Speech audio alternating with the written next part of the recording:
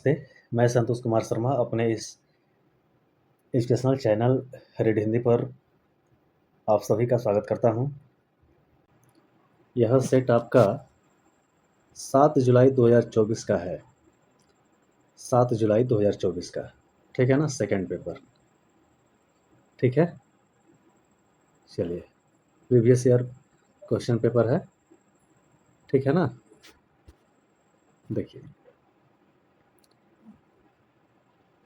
प्रगतिशील शिक्षा में बच्चों को किस तरह देखा जाता है? मासूम और आश्रित, या फिर आज्ञाकारी और केवल ज्ञान का उपभोग करने में सक्षम, या फिर ज्ञानवर्धक और अर्थ की रचना करने वाले, या फिर कमज़ोर और सुरक्षा की ज़रूरत में, ठीक है ना? In progressive education children are perceived as, कौन सा ऑप्शन सही होगा? बोलिए।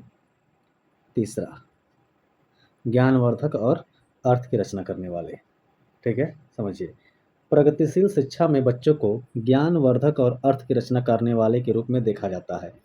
यह दर्शन सक्रिय व्यवहारिक अधिगम पर बल देता है, जहां छात्रों को अपनी समझ बनाने में सक्षम माना जाता है।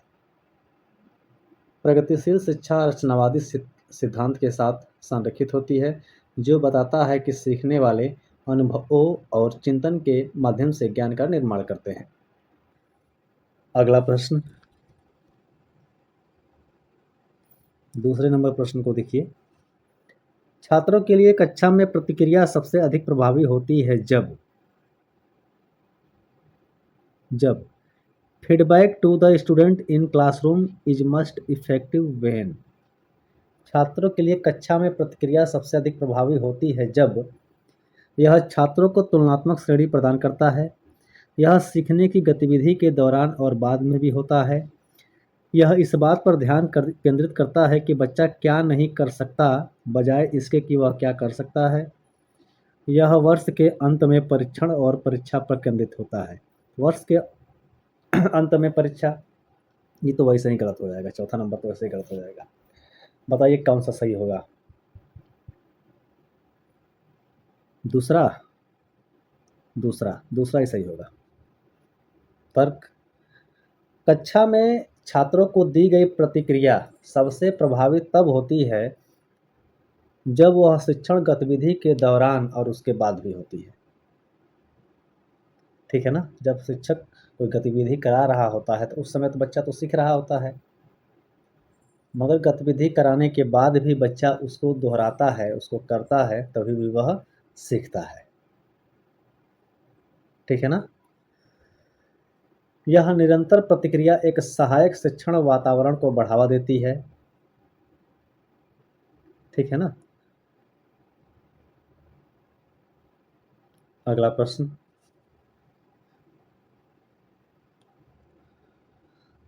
असर्शन रीजन का प्रश्न है, ध्यान से पढ़िएगा। कथन क्या कह रहा है? कथन ये है कि किशोरावस्था के दौरान जेंडर अपेक्षाओं के अनुरूप स्त्रीत्व या पुरुषत्व की परंपराओं का पालन करने के लिए दबाव बढ़ जाता है। कारण क्या कह रहा है? जेंडर और जेंडर भूमिकाएं जैविक रूप से निर्धारित की जाती हैं। ट्रिक याद रखिएगा, यदि असर्शन सही होगा, नहीं, अगर असर्शन गलत होगा तो रीजन भी गलत होगा, यानी कथन अगर गलत होगा तो कारण भी गलत होगा, ठीक है ना? इस बात पर ध्यान दीजिएगा। तो ध्यान से, सबसे पहले देखा जाता है क्या कथन सही है। अगर सही है तो सही का निशान लगाइए। फिर कारण देखिए कि क्या ये भी सही है, तो ठीक है। फिर देखिए कि दोनों के बीच में क्योंकि का संबंध बन रहा है कि नहीं।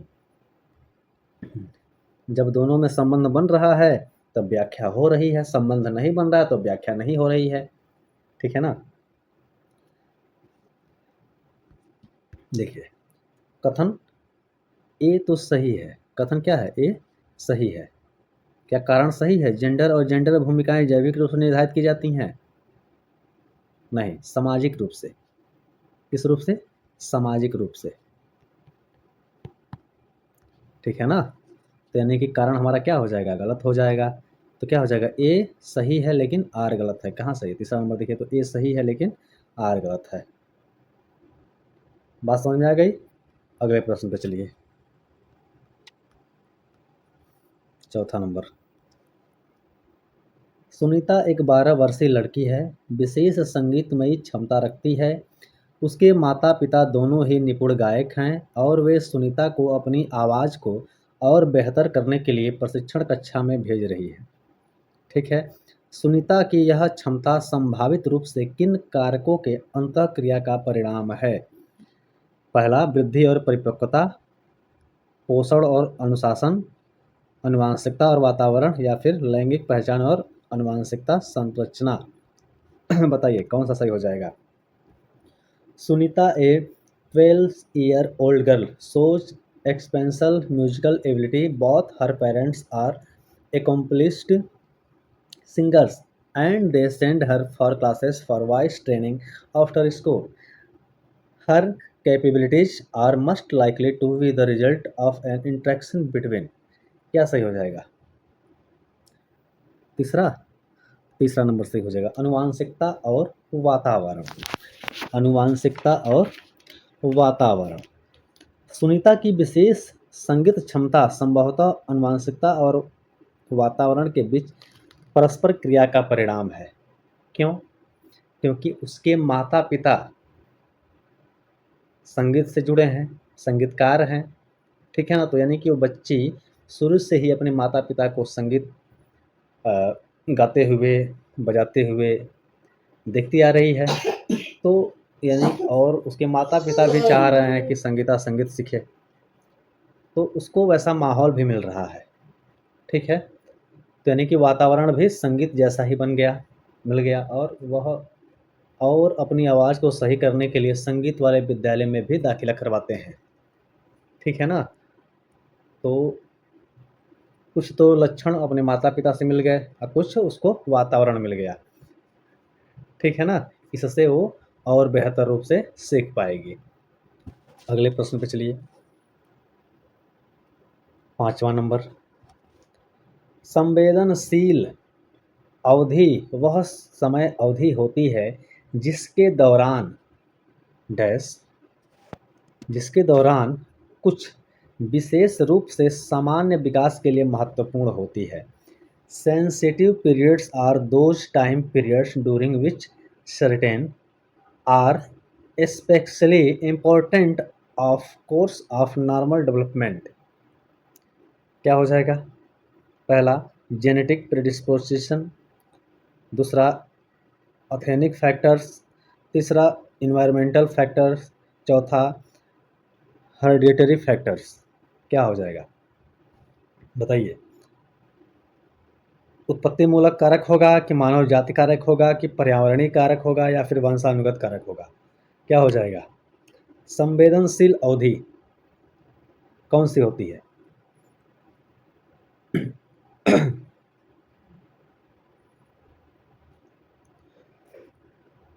तीसरा नंबर सही हो जाएगा।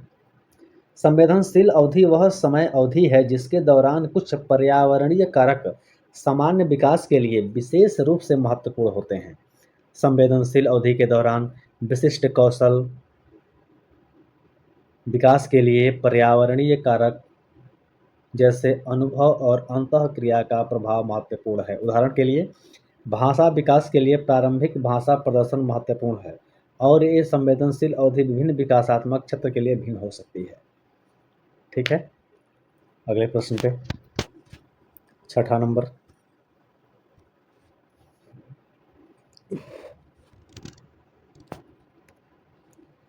विद्यार्थियों में समालोचनात्मक चिंतन को विकसित करने के लिए एक शिक्षक को क्या करना चाहिए? विद्यार्थियों में समालोचनात्मक चिंतन को विकसित करने के लिए एक शिक्षक को क्या करना चाहिए? क्या एक ऐसे सवाल पूछने चाहिए जिनका एक ही उत्तर हो? या फिर विद्यार्थियों को उनके संदेह और सवाल पूछने के लिए हतोत्साहित करना चाहिए? या फिर ऐसे सवाल देने चाहिए जिनमें निष्कर्ष और व्याख्याएं शामिल होते हैं? या फिर ऐसे सवालों से बचना चाहिए जिनमें विवेचन और विश्लेषण की आवश्यकता होती है? क्या सही हो जाएगा? ऐसे सवाल देने चाहिए जिनमें निष्कर्ष और व्याख्याएं शामिल होते हैं। ठीक है ना? अगला प्रश्न,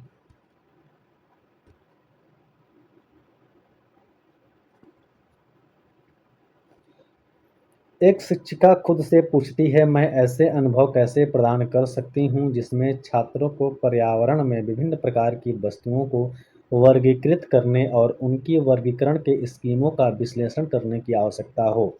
वह छात्रों में किस बुद्धिमत्ता को बढ़ावा देने की कोशिश कर रही है? A teacher asks herself, how can I provide experience that require students to classify different types of objects in the environment and analyze their classification schemes? Which intelligence is she trying to promote in student? क्या हो जाएगा? पहला भाषाई बुद्धिमत्ता, या फिर अंतर्व्यक्ति बुद्धिमत्ता, या फिर प्राकृतिक बुद्धिमत्ता, या फिर शारीरिक गतिविधि बुद्धिमत्ता। क्या हो जाएगा? सातवें का क्या उत्तर हो जाएगा? सातवें का 3 प्राकृतिक बुद्धिमत्ता। ठीक है ना?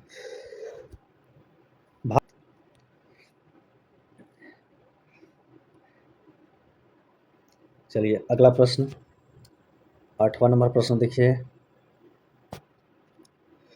महारत हासिल करने के लक्ष्य निर्धारित करने से छात्र की अभिप्रेरणा और योग्यता के बारे में विचार कैसे प्रभावित होते हैं? How does setting mastery goals impact A students motivation and views of ability? पहला, यह अक्सर योग्यता के स्थिर दृष्टिकोण में बढ़ी हुई आंतरिक अभिप्रेरणा को विश्वास को दर्शाता है। या फिर दूसरा, यह अक्सर योग्यता के वृद्धिशील दृष्टिकोण में बढ़ी हुई आंतरिक अभिप्रेरणा और विश्वास को दर्शाता है। या फिर तीसरा, यह अक्सर योग्यता के स्थिर दृष्टिकोण में बढ़ी हुई बाहरी अभिप्रेरणा को विश्वास को दर्शाता है। या फिर यह अक्सर योग्यता के वृद्धिशील दृष्टिकोण में बढ़ी हुई बाहरी अभिप्रेरणा और विश्वास को दर्शाता है। क्या हो जाएगा? 8वें का क्या हो जाएगा? 8वें का क्या होगा? How does setting mastery goals, बताइए क्या हो जाएगा? दूसरा हो जाएगा। दूसरा, यह अक्सर योग्यता के वृद्धिशील दृष्टिकोण में बढ़ी हुई आंतरिक अभिप्रेरणा और विश्वास को दर्शाता है। जब बच्चा अंदर से प्रेरित होगा और उसको विश्वास होगा, तभी उसकी योग्यता निखरेगी। अगर उसको आंतरिक अभिप्रेरणा नहीं मिल पा रही है, बाहरी लालच के बस पढ़ाई कर रहा है, तो वह कभी भी योग्य नहीं बन पाएगा। ठीक है ना? तो बच्चों के आंतरिक अभिप्रेरणा को जगाना है, उसके विश्वास को बढ़ाना है, उसके मनोबल को ऊंचा करना है। ठीक है ना? चलिए 9वां प्रश्न देखिए।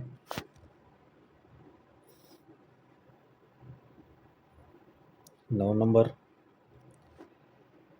रमा एक शिक्षिका है जो वाइगोत्स्की के सिद्धांत को अपनी कक्षा में लागू कर रही है, और वह एक चुनौतीपूर्ण कार्य को पूरा करने के लिए अपने छात्रों को समूहों में काम करने के लिए नियुक्त करती है। कार्य के दौरान एक छात्र एक महत्वपूर्ण संकल्पना को समझने के लिए संघर्ष करता है। रमा के लिए इस छात्र की मदद करने का सबसे प्रभावी तरीका क्या होगा? बताइए।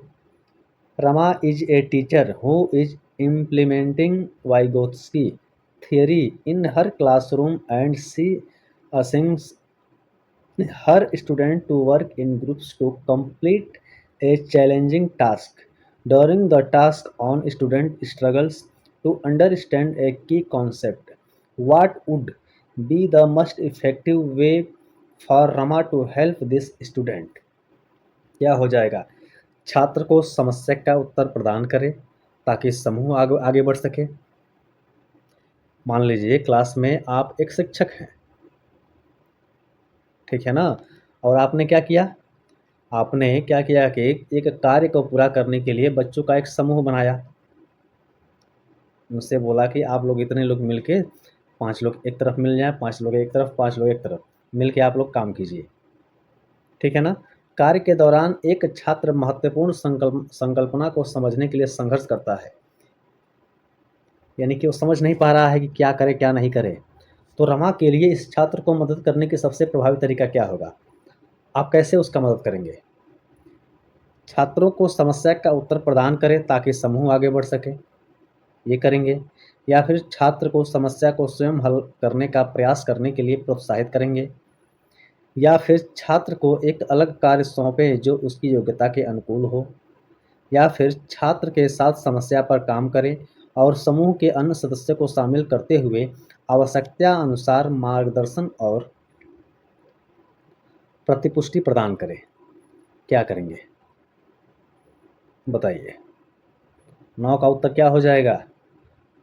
4 हो जाएगा, 4 नंबर। छात्र के साथ समस्या पर काम करेंगे और समूह के अन्य सदस्यों को शामिल करते हुए आवश्यकता अनुसार उस बच्चे का मार्गदर्शन करेंगे और प्रतिपुष्टि प्रदान करेंगे कि उसको बताएंगे कि हाँ ऐसे होगा, मतलब यहाँ तुम ठीक कर रहे हो, ठीक है ना, या फिर गलत कर रहे हो, ठीक है ना। अगला प्रश्न देखिए 10वां नंबर। ये भी असर्सिंग और रीजनिंग का कोर्स और कारण का ये भी प्रश्न है, ध्यान से पढ़िएगा, गलती नहीं होना चाहिए। देखिए, प्रश्न को पढ़ते समय ही ठीक है ना, आदमी गलती करता है, प्रश्न को सही से नहीं पढ़ता है। जब प्रश्न को सही से नहीं पढ़ेंगे तो जवाब कभी भी सही नहीं दे पाएंगे। तो सबसे पहले प्रश्न को पढ़िए, ठीक है ना। प्रश्न ही बताता है कि उत्तर कहाँ है। प्रश्न ही चिल्ला चिल्ला कर कहेगा कि मैं यहाँ हूँ, मेरा यही जवाब है, मेरा यही जवाब है। कम से कम आप लोग प्रश्न तो सही से पढ़िए। कथन क्या है? शिक्षकों को विद्यार्थियों के बीच बहस, चर्चा और सहयोग को प्रोत्साहित करना चाहिए। मैंने क्या बताया? मैंने बताया कि आपको कथन देखना है कि सही है, फिर कारण देखना है कि सही है, फिर दोनों में क्योंकि का संबंध बन रहा है कि नहीं बन रहा है, ठीक है ना। 3 तरीके से चेक करते हैं कथन और कारण वाले प्रश्न में, ठीक है ना। कारण क्या कह रहा है? ज्ञान उत्पादन एक निष्क्रिय प्रक्रिया है, निष्क्रिय प्रक्रिया, और सामूहिक गतिविधियों में संलग्नता अर्थपूर्ण अधिगम में बाधा डालता है। बताइए क्या सही होगा? 10 नंबर क्या हो जाएगा? देखिए, शिक्षकों को विद्यार्थियों के बीच बहस, चर्चा और सहयोग को प्रोत्साहित करना चाहिए। ये बात तो बिल्कुल सही है, ये बात तो बिल्कुल सही है। कारण क्या कह रहा है? ज्ञान उत्पादन एक निष्क्रिय प्रक्रिया है। नहीं भैया, ज्ञान उत्पादन एक सक्रिय प्रक्रिया है, निष्क्रिय कैसे है? ये तो यहीं से गलत हो गया। और सामूहिक गतिविधियों में संलग्न अर्थपूर्ण अधिगम में बाधा डालता है, बाधा नहीं डालता है भाई, यानी कि कारण गलत हो जाएगा। तो क्या हो जाएगा? ए सही है लेकिन आर गलत है। कहाँ है? A is true but R is false, तीसरा नंबर सही हो जाएगा, ठीक है। चलिए अगला प्रश्न 11 नंबर प्रश्न पे चलेंगे। 11 नंबर प्रश्न को देखिए। भावनाओं, व्यक्तित्व और सामाजिक संबंधों में परिवर्तन और स्थिरता किस विकास में शामिल है? भावनाओं, व्यक्तित्व और सामाजिक संबंधों में परिवर्तन और स्थिरता किस विकास में शामिल है? Change the stability in emotions, personality and social relationship together constitute. बताइए, व्यक्तिगत विकास में, या फिर भावनात्मक विकास में, या फिर मनोसामाजिक विकास में, या फिर संज्ञानात्मक विकास में, किसमें होगा? 11 का कौन सा उत्तर हो जाएगा? 11 का उत्तर क्या होगा? 11 नंबर बताइए। मनोसामाजिक विकास, मनोसामाजिक विकास। क्यों क्यों होगा? भावनाओं, व्यक्तित्व और सामाजिक संबंधों में परिवर्तन और स्थिरता मिलकर मनोसामाजिक विकास का निर्माण करते हैं, ठीक है ना। जो यह बताता है कि व्यक्ति इन क्षेत्रों में कैसे विकसित होते हैं और अनुकूलन करते हैं, ठीक है। अगले प्रश्न पे आइए। 12 नंबर। छात्रों के विविध समूहों को पूरा करने के लिए निम्नलिखित में से कौन सा सांस्कृतिक रूप से उत्तरदायी शिक्षण का सही वर्णन करता है? कौन सा? सुविचारित, अनुकूलित, विभेदित या फिर मानकीकृत, कौन सा होगा? Which of the following correctly describes culturally responsive teaching to cater to diverse groups of student. क्या हो जाएगा? क्या हो जाएगा? कौन सा सही होगा?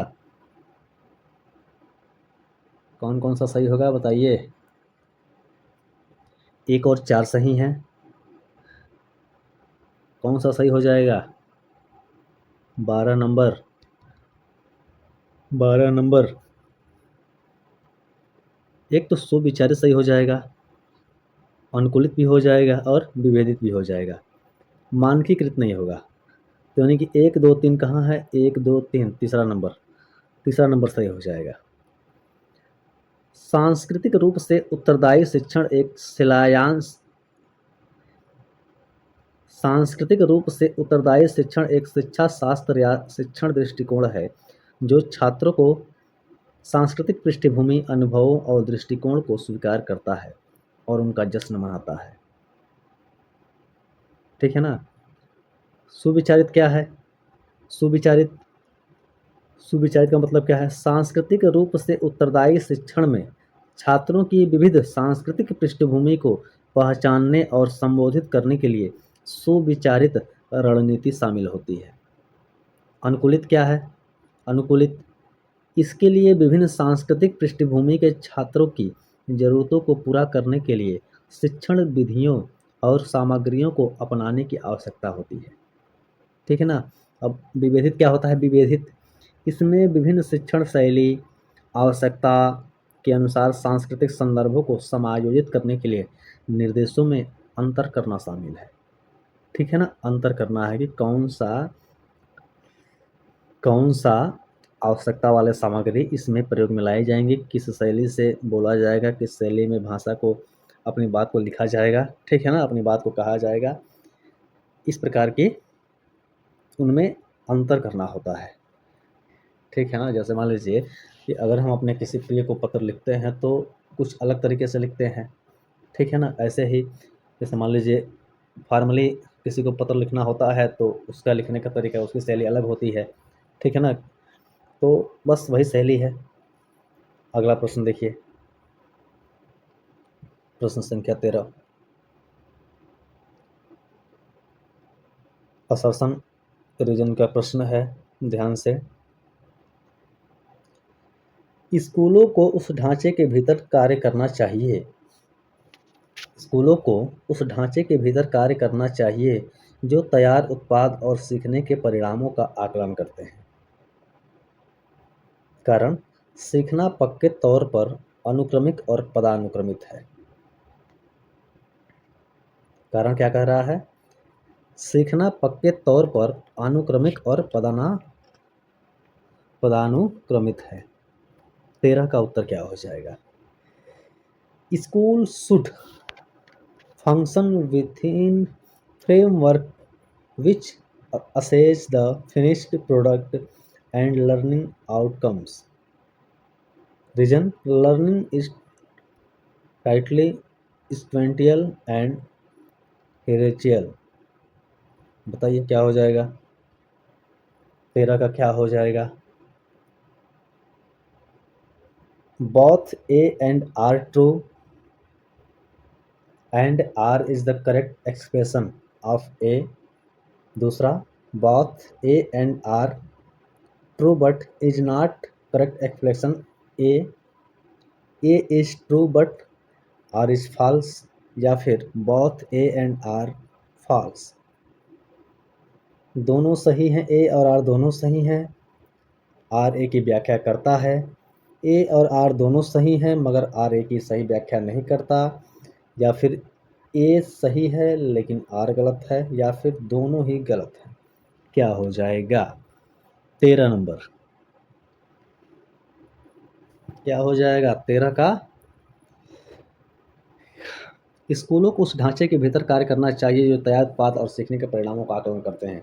ये बात तो सही है। सीखना पक्के तौर पर अनुक्रमिक और पदानुक्रमित है। ये क्या है? क्या आप किसी पद पर जाएंगे तभी सीख पाएंगे, या फिर क्रम वाइज ही सीख पाएंगे, वैसे नहीं सीख पाएंगे? ये तो गलत है भाई। आर गलत है, ए सही है। कहाँ दिया है? A is true but R is false. तीसरा नंबर हो जाएगा सही। चौथे नंबर प्रश्न पे 14 नंबर प्रश्न। लेओ वाइगोत्स्की के अनुसार भाषा और विचार के बीच क्या संबंध है? लेओ वाइगोत्स्की साहब भाषा और विचार के बीच क्या संबंध बताते हैं? ठीक है। भाषा विचार को आकार नहीं देती है, विचार भाषा को आकार देते हैं।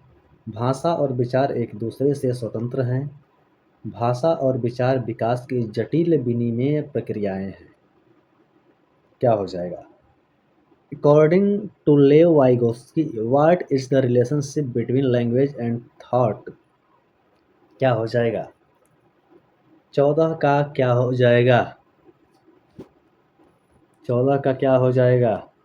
14 का चौथा हो जाएगा। भाषा और विचार विकास की जटिल विनिमय प्रक्रियाएं हैं।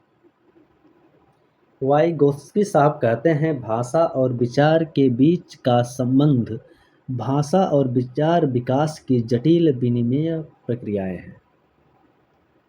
वाइगोत्स्की साहब का मानना था कि भाषा और विचार आपस में गहराई से जुड़े हुए हैं और एक दूसरे को प्रभावित करते हैं। ठीक है ना? भाषा और विचार एक दूसरे से जुड़े हुए हैं और एक दूसरे को गहराई से प्रभावित करते हैं। कौन कहते हैं? लेव वाइगोत्स्की साहब कहते हैं। उन्होंने तर्क देते हुए कहा है कि भाषा संज्ञानात्मक विकास के लिए महत्वपूर्ण है क्योंकि यह विचारों को व्यवस्थित करने और व्यक्त करने की साधन प्रदान करती है।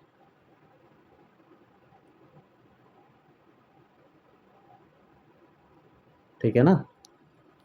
चलिए अगला प्रश्न, प्रश्न संख्या 15। जल्दी जल्दी कीजिए। निम्नलिखित में से कौन सा सही सुमेलित युग्म है?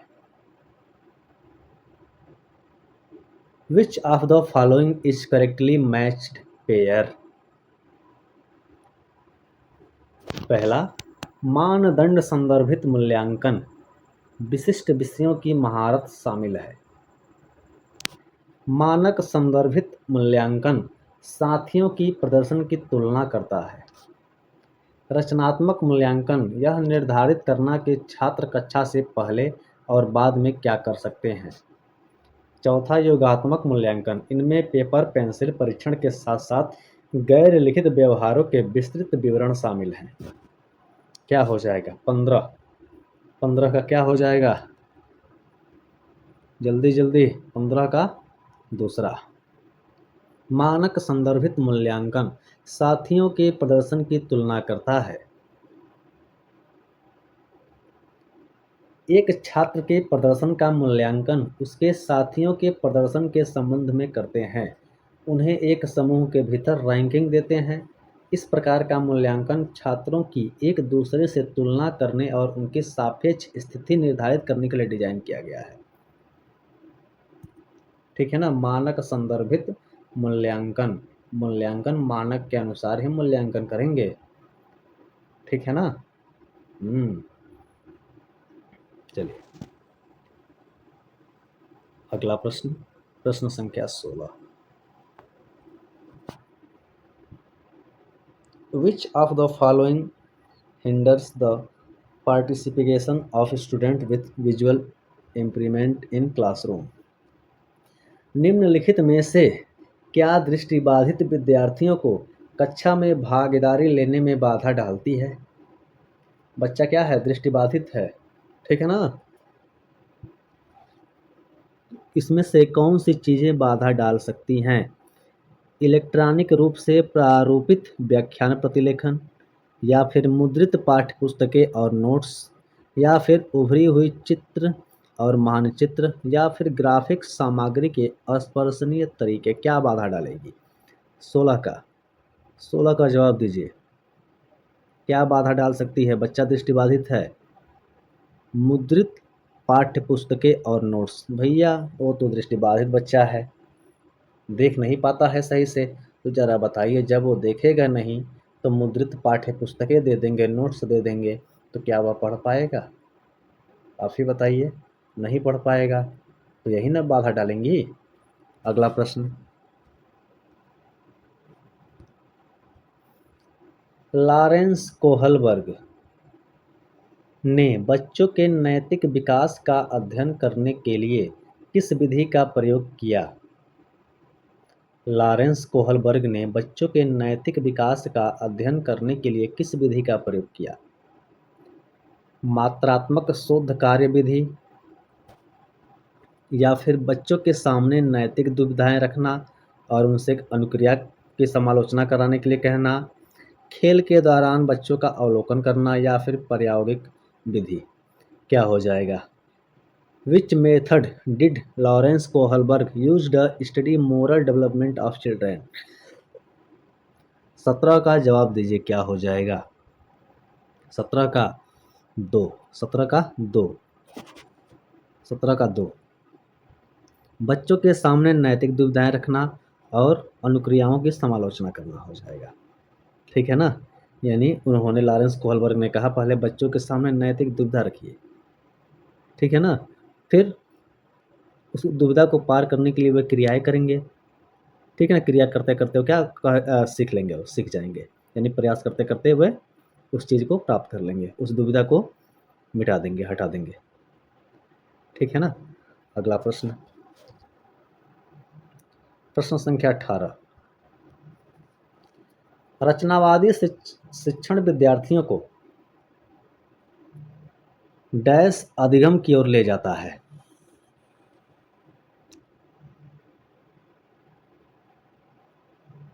क्या हो जाएगा? खोज आधारित, या फिर अर्थहीन, यत्रवत, या फिर ग्रहणशील? क्या हो जाएगा? बताइए। 18 का क्या हो जाएगा? 18 नंबर, रचनावादी शिक्षण विद्यार्थियों को जाहिर सी बात है खोज आधारित अधिगम की ओर ले जाता है, रचनावादी। अगला प्रश्न, प्रश्न संख्या 19, पठन वैकल्य से जूझ रहे छात्रों को पढ़ना सिखाया जा सकता है। पढ़ नहीं पा रहा है बच्चा, पढ़ नहीं पा रहा है, इस परेशानी से वह जूझ रहा है, कैसे उस बच्चे को पढ़ना सिखाया जा सकता है? व्यवस्थित ध्वन्यात्मक प्रशिक्षण के माध्यम से, या फिर उच्च ग्रेड स्तर के पठन ग्रंथ प्रदान करके, या फिर लंबे और जटिल गद्यांश दे करके, या फिर अनुकलन की अनुबंधन विधि के माध्यम से? बताइए क्या हो जाएगा? Students struggling with dyslexia can be thought to read. 19 का क्या हो जाएगा? कौन सा सही हो जाएगा 19 का? पठन वैकल्य से जूझ रहा है, पढ़ नहीं पा रहा है, तो क्या हम उसको ऊंचा ग्रेड दे देंगे? बोलिए। नहीं, ये तो गलत हो जाएगा। लंबे और जटिल गद्यांश देंगे, ये भी गलत। अनुकूलन के अनुबंधन विधि के माध्यम से, ये भी गलत। व्यवस्थित ध्वन्यात्मक प्रशिक्षण के माध्यम से, ठीक है ना? अरे वह पढ़ नहीं पा रहा है, सुन तो पा रहा है ना? हाँ, आप ही बताओ, वह पढ़ने में ना कमज़ोर है, सुनने में तो कमज़ोर नहीं है। तो 19 का पहला हो जाएगा। अगला प्रश्न, प्रश्न संख्या 20,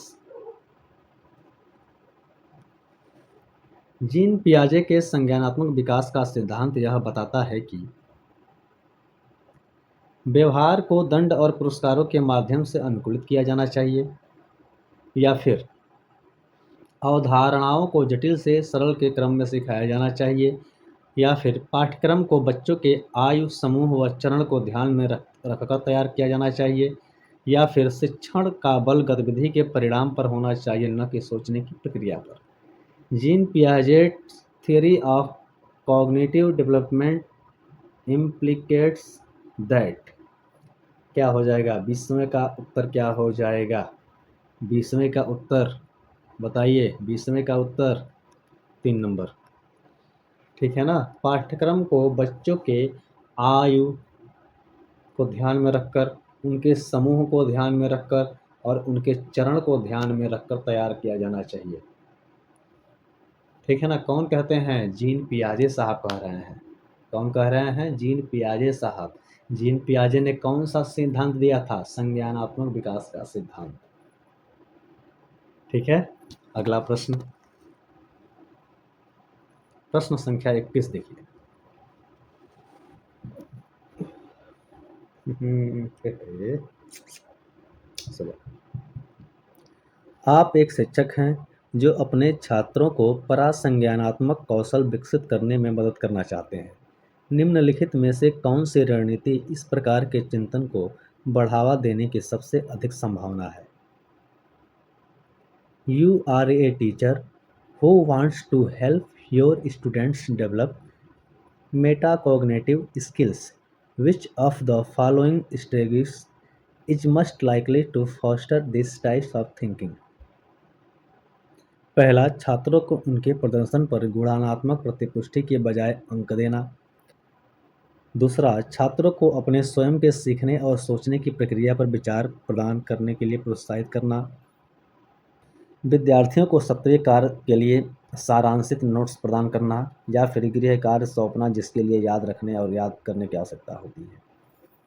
21 नंबर बताना है आपको कौन सा हो जाएगा। 21 का उत्तर क्या हो जाएगा? 21 का उत्तर 2 हो जाएगा, 2। छात्रों को अपने स्वयं के सीखने और सोचने की प्रक्रिया पर विचार करने के लिए प्रोत्साहित करना, कि बच्चा स्वयं सोचे, विचार करे कि मैंने कितना सीखा है, कितना नहीं सीखा है, उसके हिसाब से वह आगे की रणनीति बनाए। बात आ गई समझ में? अगला प्रश्न देखिए, प्रश्न संख्या 22।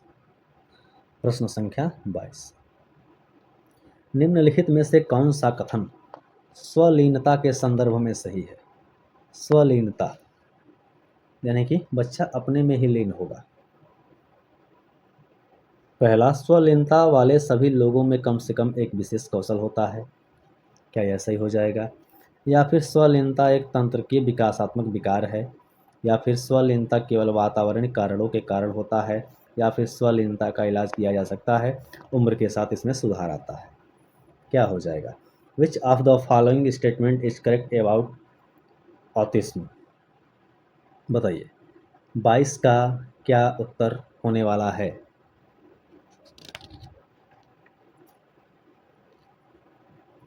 बाईस का क्या हो जाएगा? 2 नंबर।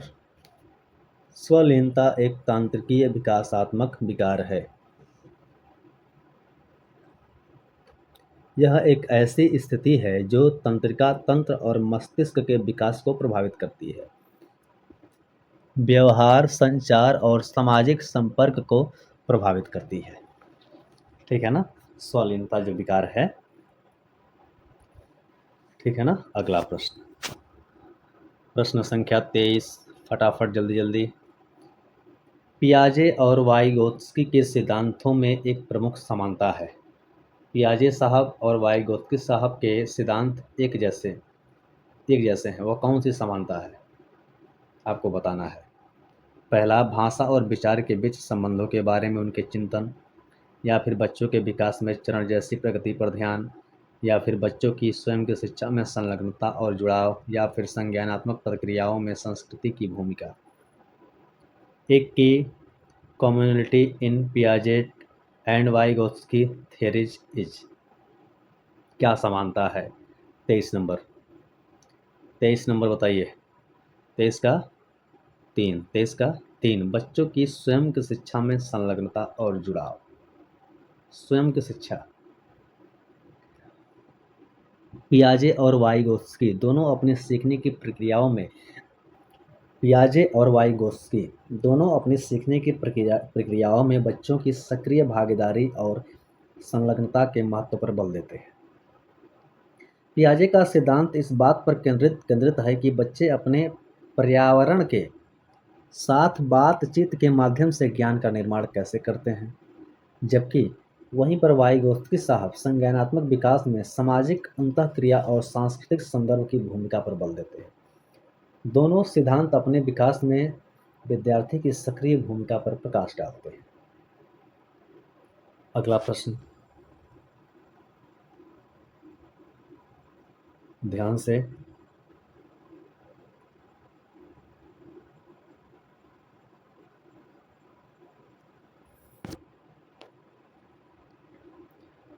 शिक्षकों को शिक्षार्थियों के बीच व्यक्तिगत भिन्नताओं का सम्मान करना चाहिए और सभी शिक्षार्थियों की आवश्यकताओं के अनुसार अपने शिक्षण को समायोजित करना चाहिए, कथन कह रहा है। कारण क्या कह रहा है?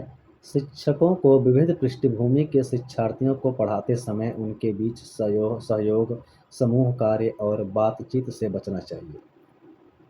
कारण तो वैसे ही गलत है। कारण क्या है? वैसे ही गलत है, गलत हो जाएगा। क्या हो जाएगा? गलत हो जाएगा। बचना चाहिए। बातचीत से कहाँ बचेंगे भाई? सहयोग करने से कहाँ बचेंगे? समूह में कार्य करने से कहाँ बचेंगे? अब बात आ जाती है कथन। कथन क्या सही है या फिर गलत है? बताइए, क्या हो जाएगा? प्रश्न संख्या 24 क्या हो जाएगा? कथन ए सही है। क्या है? सही है। इसलिए ए सही है लेकिन आर गलत है। तीसरा नंबर हमारा सही जवाब हो जाएगा। अगला प्रश्न, प्रश्न संख्या 25 देखिए, किस अधिगम की रणनीति में बच्चों द्वारा दूसरों को सीखना शामिल है जो उन्हें सिखा है? Which learning strategy involves children's teaching other what they have learn? बताइए, क्या हो जाएगा? पहला अनुबंधन अधिगम, या फिर रटकर सीखना, या फिर व्याख्यात्मक शिक्षण, या फिर पारस्परिक शिक्षण? क्या हो जाएगा? 25 का क्या हो जाएगा? 25 का 4, पारस्परिक शिक्षण। क्या हो जाएगा? पारस्परिक शिक्षण। अगला प्रश्न, प्रश्न संख्या 26 एकदम ध्यान से। कथन और कारण वाला प्रश्न समझ जाइए कि 90% गलत ही होता है। बच्चे जाते हैं गलत करके चले आते हैं, बाद में कहते हैं ओहो हमको तो यह चीज़ दिखा ही नहीं। चलिए देखिए, कथन क्या कह रहा है? एशियाई संस्कृतियों में जो सामाजिक सद्भावना पर जोर देते हैं, क्रोध की अभिव्यक्ति को हतोत्साहित करते हैं और शर्म को प्रोत्साहित किया जाता है। कथन देखेंगे, कथन सही है कि गलत है? सही है तो सही कर देंगे, गलत है तो गलत कर देंगे। परीक्षा में आपको एक प्रश्न पे 1 मिनट से ज़्यादा समय नहीं मिलेगा, ठीक है ना? तो स्पीड आपकी तेज होनी चाहिए। तो कथन देखेंगे कि सही है कि गलत है। एशियाई संस्कृतियों में जो सामाजिक सद्भावना पर जोर देते हैं, क्रोध की अभिव्यक्ति को हतोत्साहित करते हैं और शर्म को प्रोत्साहित किया जाता है। कारण भावनाएं व्यक्तिपरक हैं, सीखने में कोई भूमिका नहीं निभाती। देखिए कैसे लगाएंगे इस प्रकार के प्रश्न में? सबसे पहले देखेंगे कथन और कारण को, देखेंगे कि दोनों सही है कि नहीं सही है। उसके बाद अगर दोनों सही हैं तो दोनों के बीच में क्योंकि शब्द लगाकर जोड़ेंगे, देखेंगे क्या दोनों की बात एक जैसी लग रही है। अगर लग रही है तो व्याख्या कर रहा है, अगर नहीं लग रही है तो व्याख्या नहीं कर रहा है, ठीक है ना? तो क्या है, क्या हो जाएगा? 26 का जवाब क्या हो जाएगा? एशियाई संस्कृतियों में जो सामाजिक सद्भावना पर जोर देते हैं, क्रोध को और व्यक्ति को हतोत्साहित करते हैं। सही बात है, हम लोग एशिया महाद्वीप में ही निवास करते हैं, ठीक है ना? यहाँ पर कहा जाता है कि क्रोध नहीं करना चाहिए, ठीक है ना? हाँ, शर्म करो शर्म, कितने बड़े हो गए। हाँ, तो शर्म को प्रोत्साहित किया जाता है, तभी ना कह रहे हैं लोग शर्म करो शर्म। क्रोध नहीं किया जाता है, क्रोध अपना ही नुकसान करता है। इसलिए ये हमारा सही हो जाएगा। कारण क्या कह रहा है? भावनाएं व्यक्तिपरक हैं और सीखने में कोई भूमिका नहीं निभाती। ये भाई गलत है। भावनाएं व्यक्तिपरक हैं, सही बात है, सीखने में भूमिका निभाती हैं, ठीक है ना? क्या हो जाएगा हमारा? ए सही हो जाएगा, आर गलत। A is true but R is false. तीसरा नंबर। अगला प्रश्न, प्रश्न संख्या 27। पियाजे के अनुसार बच्चे वयस्कों से किस प्रकार भिन्न हैं? बच्चे वयस्कों पर निर्भर होते हैं जबकि वयस्क स्वतंत्र होते हैं, या फिर बच्चों की तुलना में वयस्क बहुत अधिक ज्ञानी होते हैं, या फिर बच्चों की सोच वयस्कों से गुणात्मक रूप से भिन्न होती है, या फिर बच्चों की सोच मात्रात्मक रूप से वयस्कों से भिन्न होती है। बताइए 27 का क्या उत्तर हो जाएगा। According to Jean Piaget how are children different from adults. बच्चे वयस्कों से किस प्रकार भिन्न होते हैं। बताइए 27 का क्या उत्तर हो जाएगा। 27 का 3 हो जाएगा। 3 बच्चों की सोच वयस्कों से गुणात्मक रूप से भिन्न होती है। अगला प्रश्न, प्रश्न संख्या 28।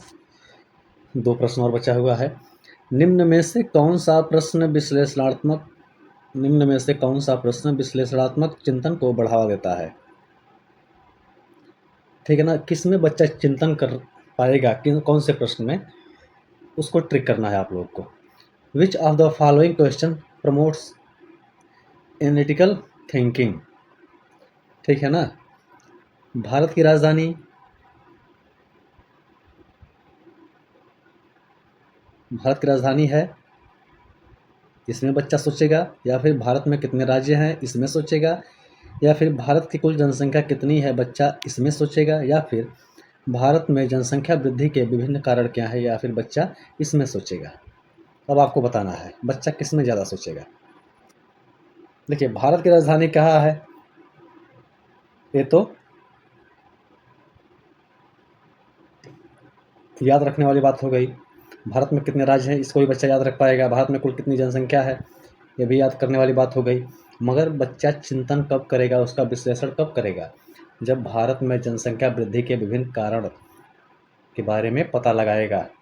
ठीक है ना, इसी प्रश्न में बच्चा चिंतन करेगा। अगला प्रश्न, प्रश्न संख्या 29। समावेशी कक्षाओं इंक्लूसिव क्लासरूम्स। पहला, समावेशी कक्षाओं को पहचानना चाहिए कि हर बच्चा एक ही दर से और एक ही समय में सीखेगा। क्या यह बात सही है। या फिर समावेशी कक्षाओं में विशेष बच्चों की ज़रूरतों को पूरा करने के लिए एक अलग शैक्षिक कार्यक्रम पेश किया जाता है। या फिर समावेशी कक्षाओं में अलग अलग विभिन्नताओं के अनुसार विभेदित निर्देश दिए जाते हैं। या फिर बच्चों के बीच हर तरह की विभिन्नताओं को दूर करने का लक्ष्य रखती है समावेशी कक्षा। क्या हो जाएगा 29 का जवाब क्या हो जाएगा। 29 पहला देखिएगा, समावेशी कक्षाओं को पहचानना चाहिए कि हर बच्चा एक ही दर से एक ही समय में सीखेगा। क्या ये जरूरी है कि एक ही समय में सीख पाएगा एक ही दर से, ये बात खारिज करती है, गलत है। ठीक है ना। दूसरा देखिए, समावेशी कक्षाओं में विशेष बच्चों की ज़रूरतों को पूरा करने के लिए एक अलग शैक्षिक कार्यक्रम पेश किया जाता है, ये भी गलत है। अलग अलग विभिन्नताओं के अनुसार विभेदित निर्देश दिए जाएंगे, कि अलग अलग बच्चों को अलग अलग निर्देश दिए जाएंगे, ये भी गलत है। बच्चों के बीच हर तरह के विभिन्नता को दूर करने का लक्ष्य रखती है समावेशी कक्षा, ये हमारा सही हो जाएगा चौथा। अगला प्रश्न, अंतिम प्रश्न असर्शन और रीजन का है। मैं फिर बोल रहा हूँ, ध्यान से ध्यान से। असर्शन क्या है, teachers should give lot of opportunities to children for experimentation and discuss example and non examples. Reason क्या कह रहा है, a constructive way of dealing with misconception in children is to provide counter examples. Choose the correct option. A और R दोनों सही है, ए की are सही व्याख्या करता है। ए और आर दोनों सही है लेकिन ए की आर सही व्याख्या नहीं करता। ए सही है लेकिन आर गलत है। ए और आर दोनों गलत हैं। क्या हो जाएगा। कथन क्या कह रहा है, शिक्षकों को बच्चों के प्रयोग के लिए बहुत सारे अवसर देने चाहिए और उदाहरणों और गैर उदाहरणों पर चर्चा करनी चाहिए, यह कथन है। कारण, बच्चों में गलत धारणाओं से निपटने का एक रचनात्मक तरीका विपरीत उदाहरण प्रदान करना है। बच्चों में गलत धारणाओं से निपटने का एक रचनात्मक तरीका विपरीत उदाहरण प्रदान करना है। बताइए क्या कथन सही है, क्या कारण सही है।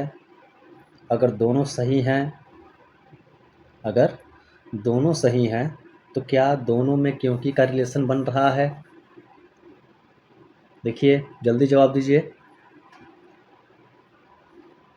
कथन भी सही है, कारण भी सही है, और दोनों में क्योंकि का संबंध भी बन रहा है, व्याख्या भी कर रहा है, इसलिए पहला सही हो जाएगा। ए और आर दोनों सही हैं और ए की आर सही व्याख्या करता है। ठीक है ना? ये आपके सामने, ठीक है ना? 30 प्रश्न थे सीडीपी के, ठीक है ना? उम्मीद है कि आपने इसको पूरा देखा होगा, समझा होगा, और आप लोग अपना स्कोर कमेंट में लिखकर भेज दीजिएगा, ठीक है ना? और आप लोग कहाँ से हैं, अपना ज़िले का नाम भी भेज दीजिएगा, ठीक है ना? चलिए मिलते हैं अगली क्लास में, तब तक के लिए नमस्कार।